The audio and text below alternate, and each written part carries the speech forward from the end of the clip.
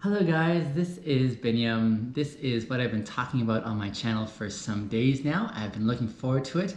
I'm sitting here with my sister and she, at my request, is going to be asking me some questions that will showcase for you a bit about my story, my struggles, my lessons that I've learned along the way. And so I'm very thankful to her for being willing to do this. She's one of the individuals in my life that knows me super well. So this is going to be fantastic. Why am I doing this? I am doing this so that you guys can see that I'm really human. I know I've been getting a lot of questions along the way of how am I always so positive? I must, have a really amazing life.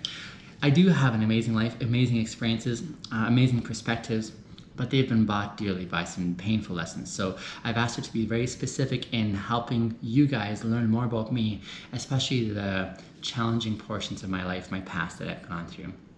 So without further ado, can I say your name? Of course. Yeah. Okay, so my sister's name is Tigist, and she's not going to be on the camera, but she'll be behind the camera just to help protect her anonymity and her privacy as well, which I very much value if you know about the stories that I do feature and the ones I don't feature. So thank you very much for making this happen. My pleasure, yeah. Oh, and by the way, I was going to tell you,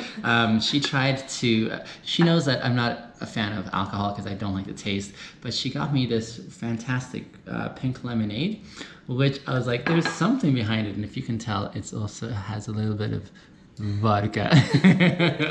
So if I get a little tipsy in this interview, you'll understand, but it'll be a lot of fun. So thanks, Tig. This is awesome. No problem. I was thinking we could start from the beginning. Okay. Like way back. Yeah. Because you always, as far as I can remember, have always had this aura of being, such a good guy. And yes. Yeah. Me and all of our siblings would probably get stopped at least once a week, or I don't know, just to see if we were your sibling. Do you remember that? I do. And we'd come home and we're like, so we saw this person, and we have like this huge paragraph of how awesome you were. Oh my goodness, yes. And you have always consistently been like that. Yeah. I feel like, so it's not really a show, I don't think. Okay. But I did want to ask how you were before my memory of you. Yeah. Because I know you've told me, I don't really remember the details, but you have told me that you were a little bit different growing up with our other two brothers. Yes. Can you? Your older two brothers. My older two brothers.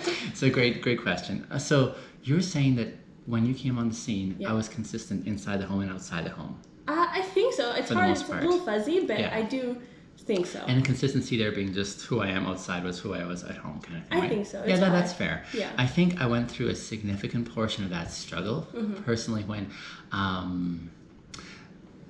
so before you were born and before your younger two siblings were born, I definitely had an anger problem, a frustration problem, and I would express it violently against my two brothers whenever I was angry. But the thing was, I never expressed that outside the home. It was always inside the home. So outside the home, I was very much seen as this epitome or paragon of like, here's what young guys should look like. But at home, I definitely let loose. And it wasn't until Mom one day had said something along the lines after one of my violent attacks on my one brother. She would always plead for me to stop, and I, of course, wouldn't stop till after the fact. But she said, who are you really? Like, outside people say you're this angel, but at home you're like this devil, And that was almost the catalyst for me to get to an awareness that something was not consistent, and I needed to look at myself more directly. And I mean, that's a painful thing to look at oneself, but one thing I did not want to be known for was to be a two-face. So I felt that was her way of saying, you're really a two-face. Who are you really? Choose which side you're on, kind of thing. And that began the process of me sort of introspectively looking and seeing how I could start acknowledging and shifting the way I engage, especially when I get angry or frustrated. So that was part of my past there. It took a couple of years for me to just watch and slow incremental changes as I was like, crap, I'm gonna see if I can catch myself next time a little bit before I lose my cool, right? And I tried really hard for a couple of years, just watching myself and trying to bring in to rein that way of just losing it to a different way of communicating. whereby I think I shifted to a different norm that wasn't as healthy at that point in time, where I internalized it instead of expressing it externally. So you just would keep it in instead I'd of keep fighting? it in, absolutely. I'd keep it Okay. in, and then eventually I'd get frustrated and you kind of lose it, but not violently anymore, but more so kind of thing, right? Yeah. And then even then, after that, it was a process of saying, okay, how can I reshift this way of communicating so that it's a little bit more healthy? So that was part of that process that I remember. Why? Do you know why you were angry?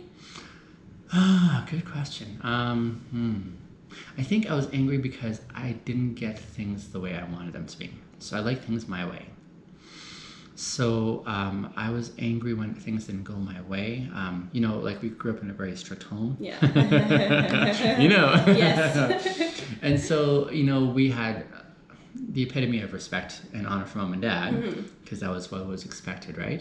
So whenever things didn't go all right in the way that they would, you know, parent us or whatever, my outlet would be, okay, where else can I, you know, send this frustration or anger? And usually it was to those that were smaller than me, younger than me, you know, and that was my siblings, unfortunately.